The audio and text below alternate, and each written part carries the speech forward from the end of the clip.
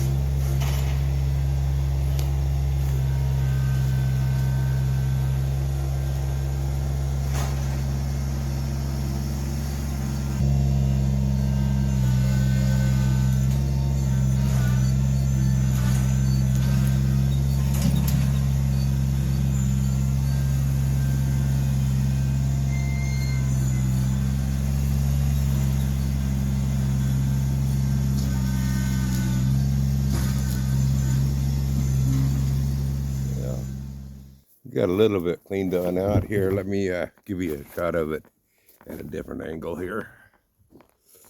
We'll move back over here. Um, but yeah, it's starting to look better. Got these logs moved on out of here and kind of brushed on out. There was a bunch of fiber.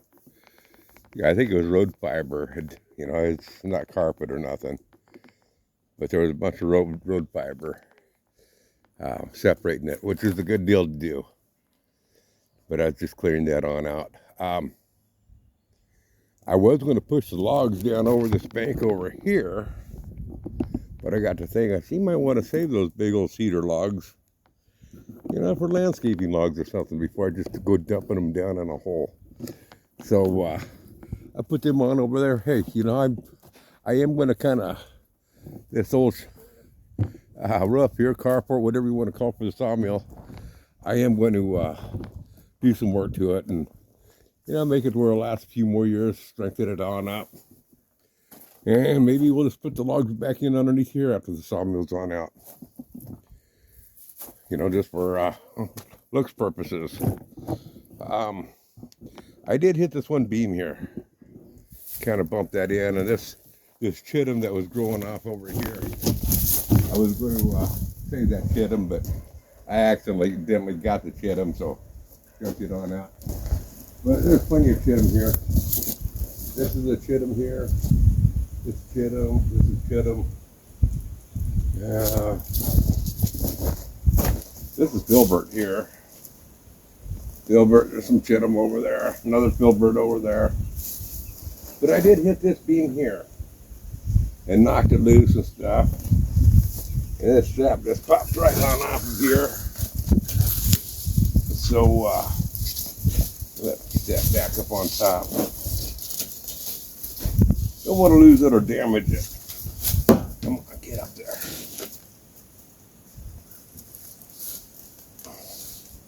Yeah, good enough. But yeah, I did bump that loose.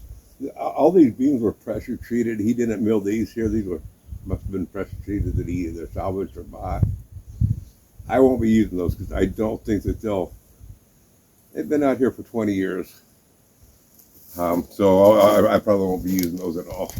Look what I just found laying here. I seen the jar laying here. Didn't think nothing of it. Check that on out.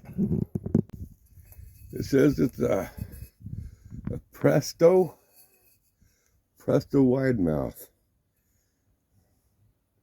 I don't know if it's worth any money or anything, but anyway, I'll take that on up with me, and as I'm driving on out, I'll ask her if she wants it. If she doesn't want it, I'll keep it. But yeah, we'll see if she wants it. If not, I'll keep it. It'll be kind of a cool souvenir. See, is this frozen up? Yeah. I don't know if it's frozen up or not. Does this have a turn mechanic to it?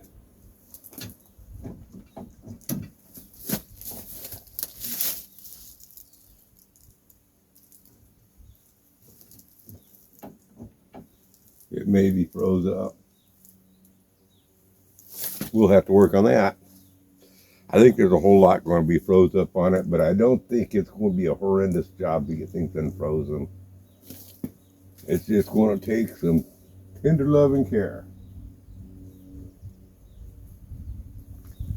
Yeah, I was doing some mowing this morning. One of the things that I want to do to be paying this off is to get blackberries all over this place. And she wants me to mow all these blackberries on out of here.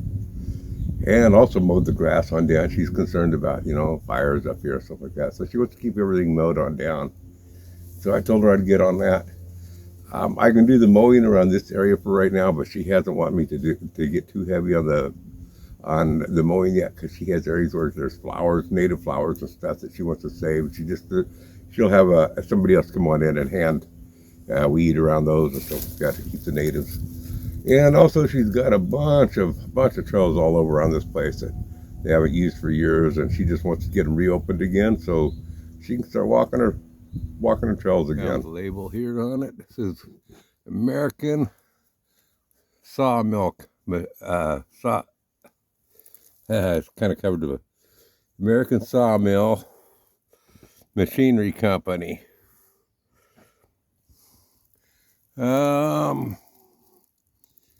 Can't read this third line. Something Town, New Jersey, USA, Model 1. So it's American Model 1 Sawmill. Looks like they're made in New Jersey. What does it say over here? I can't see. I got to pull that up, clean it up, and that's going to be mounted somewhere else where it's very legible. Yeah, the cows are gone. That was over there. There was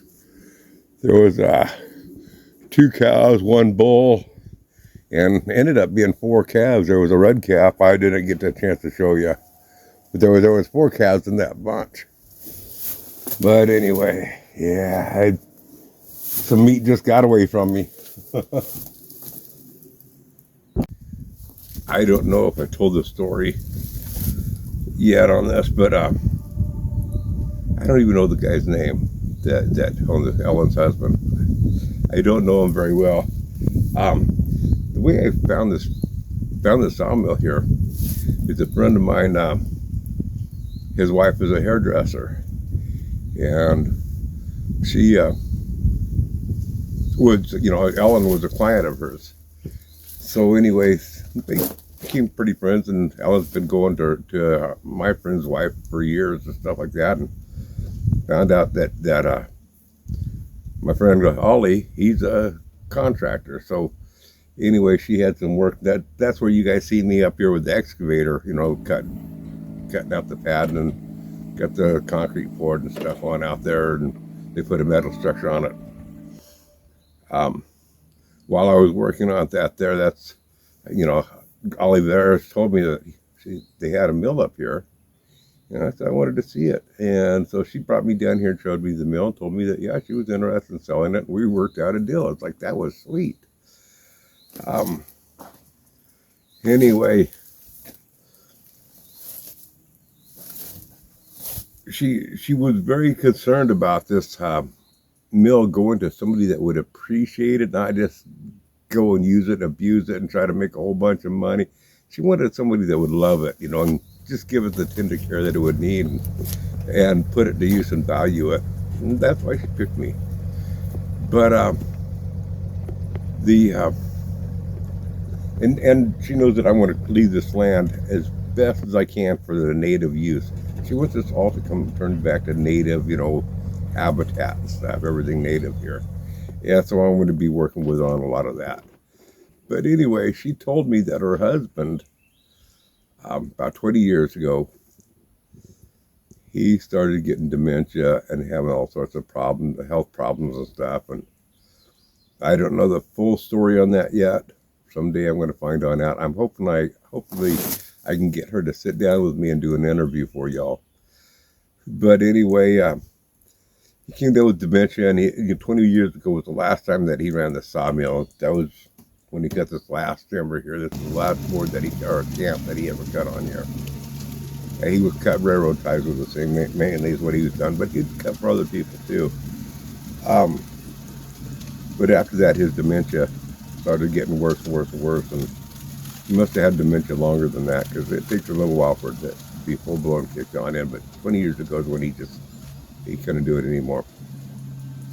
He's been in a nursing home, or he's only been in a care home, a care facility, for about a year now. He did stay at home, and she took care of him over the last 20 years until about a year ago. And he kept on with his dementia. He kept on getting meaner and meaner and harder to control and handle. I'm not to say that he is a bad guy or a mean guy. This is dementia on him. This is not him as an individual, okay? I mean, make this super clear. But she got to the point where she couldn't handle him anymore, so she had to put him in a care facility. And their insurance only covered so much. And for the last year, she's been spending $15,000 per month out of her own pocket. Out of her own pocket to care for him, in the care facility that he's at up in Salem. Plus, she has to drive up there 3-4 times a week to go see him, or doesn't have to, but she chooses to. She still wants to be a part of in his life, even though he doesn't remember her, stuff. She's there making sure that he's getting the care that he needs. She still loves him deeply. And so, she's making sure that he has the best care, but it was just came through recently, not too terrible long ago. I don't know when, but here in Sweet Home, they're opening up a facility that cares for people with dementia and people that are extremely violent because of their dementia and stuff. They're going to have a special ward for that, and it's going to be almost half price. It'll be $8,000 a month. So that's two big wins for her. I mean, first of all, he's going to be a lot closer. She'll be able to see him daily. It's only 15-20 miles to town from here, whereas it's 60-70 miles up to Salem. So that will make it a lot easier for him to see him daily if she chooses to, and probably will. Plus, it will be half the expense on out of the pocketbook. So yeah, that will make things a whole lot easier for her. So I can't wait till he gets there. And plus, with him being in Sweet Home, maybe I'll get the opportunity to meet him. I think that'd be kind of cool to do.